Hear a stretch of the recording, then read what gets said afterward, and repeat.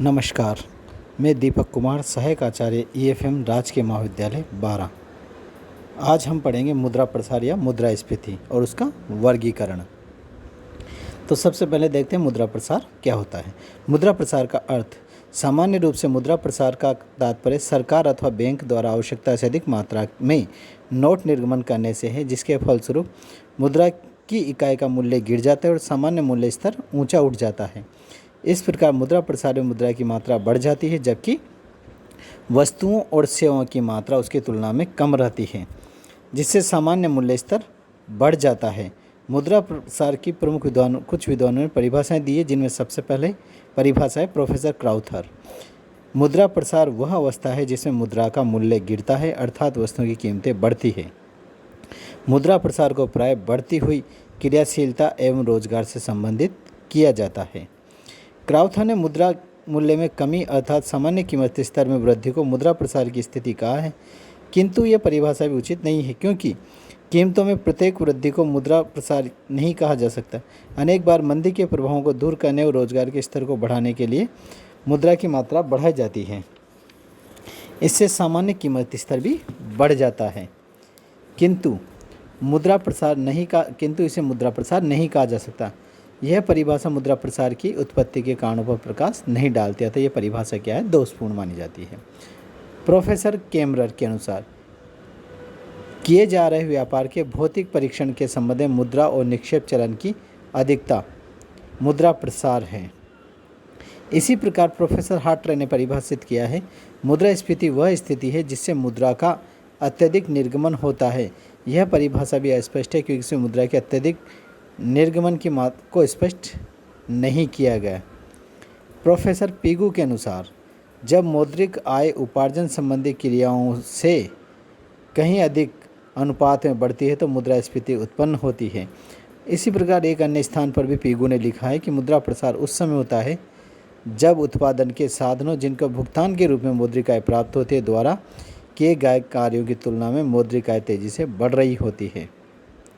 Pigou की परिभाषा से ये स्पष्ट होता है कि जब समाज की मौद्रिक आय उनके द्वारा किए गए कार्यों वास्तविक आय की तुलना में अधिक तेजी से बढ़ती है तो मुद्रा प्रसार की स्थिति उत्पन्न हो जाती है। पिगू ने मूल्यों में वृद्धि को मुद्रा प्रसार की आवश्यक दशा बताया है, लेकिन मूल्यों में प्रत्येक वृद्धि मुद्रा प्रसार नहीं होती। मूल्यों में वृद्धि की निम्नलिखित दशाओं को मुद्रा प्रसार की स्थिति कहा जा सकता है, जिनमें प्रमुख हैं जब मौद्रिक आय व उत्पादन दोनों बढ़े किंतु मौद्रिक आय उत्पादन की तुलना में अधिक तेजी से बढ़े। दूसरा, जब मौद्रिक आय में वो उत्पादन दोनों गिरे किंतु मौद्रिक आय उत्पादन की तुलना में कम गिरे। तीसरा है जब मौद्रिक आय स्थिर रहे किंतु उत्पादन घटता जाए। चौथा, जब मौद्रिक आय बढ़े किंतु उत्पादन घटे। पाँचवें बिंदु है जब मौद्रिक आय बढ़े किंतु उत्पादन की मात्रा स्थिर रहे। तो इस प्रकार की परिस्थितियों को मुद्रा प्रसार या मुद्रास्फीति की स्थिति कहा जाता है।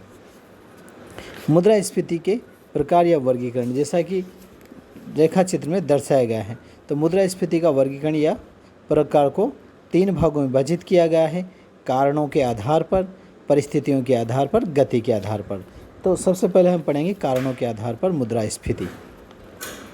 तो इसमें सबसे पहला मुद्रा प्रसार के विभिन्न प्रकार हैं।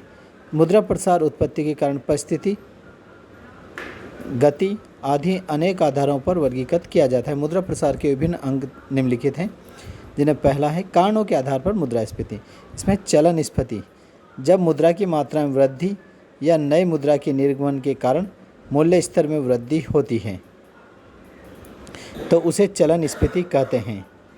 दूसरा बिंदु है वस्तु स्फीति, जब किसी देश में वस्तुओं की कमी के कारण मूल्य स्तर बढ़ने लगता है तो उसे वस्तु स्फीति कहा जाता है। तीसरा बिंदु है साख स्फीति, जब किसी देश में साख मुद्रा में वृद्धि के कारण मूल्य स्तर बढ़ने लगता है तो उसे साख मुद्रास्फीति कहते हैं। चौथा, लागत प्रेरित स्फीति, जब किसी देश में उत्पादन लागत में वृद्धि के कारण मूल्य स्तर बढ़ता है तो उसे लागत प्रेरित स्फीति कहा जाता है। चौथा बिंदु है मांग प्रेरित स्फीति, जब देश की जनसंख्या वृद्धि का उपभोग स्तर में वृद्धि के कारण वस्तुओं की मांग बढ़ने से मूल्य बढ़ने लगते हैं तो इसे मांग प्रेरित स्फीति कहा जाता है। लाभ स्फीति, जब तकनीकी स्तर में सुधार के कारण उत्पादन लागतों में कमी आती है किंतु उद्योगपति अपने लाभ को बढ़ाने के लिए कीमत कम नहीं होने देते तो इसे लाभ स्फीति कहते हैं। आयातित स्फीति, जब किसी देश के निर्यातों में निरंतर वृद्धि से व्यापार शेष पक्ष में हो जाता है तो विदेशी विनिमय का भंडार जमा होने लगते हैं, उस देश में मुद्रा अनुसार का विस्तार होने लगता है और मूल्य स्तर बढ़ने लगता है, तो इसे आयातित स्फीति कहते हैं। इस बिंदु को दोबारा समझिए।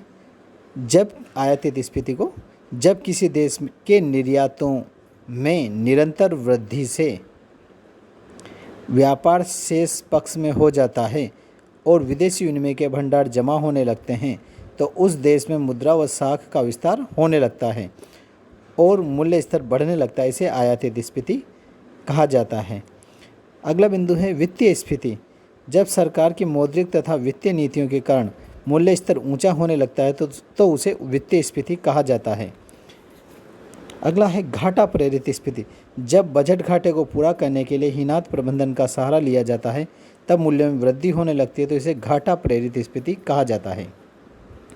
अगला बिंदु है अति विनियोग स्फीति।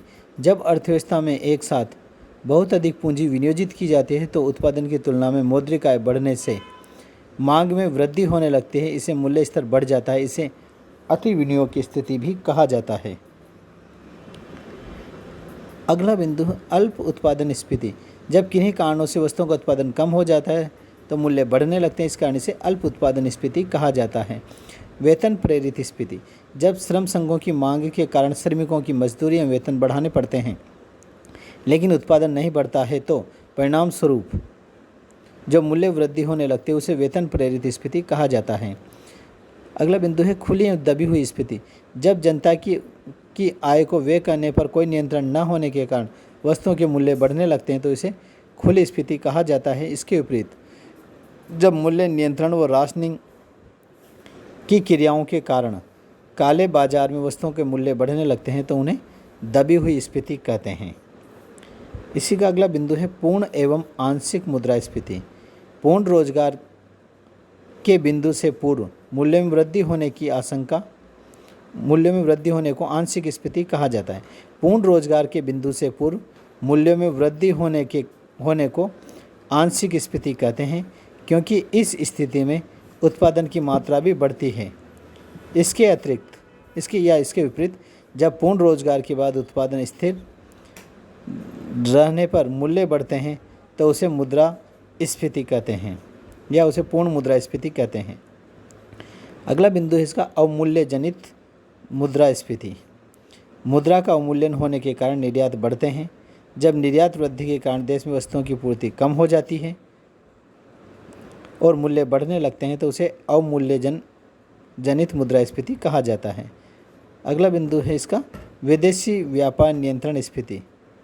जब सरकार आयातों पर प्रतिबंध लगाकर निर्यातों को बढ़ावा देती है तो देश में वस्तुओं की कमी होने लगती है। इसके कारण होने वाली मूल्य वृद्धि को विदेशी व्यापार नियंत्रण स्फीति कहा जाता है।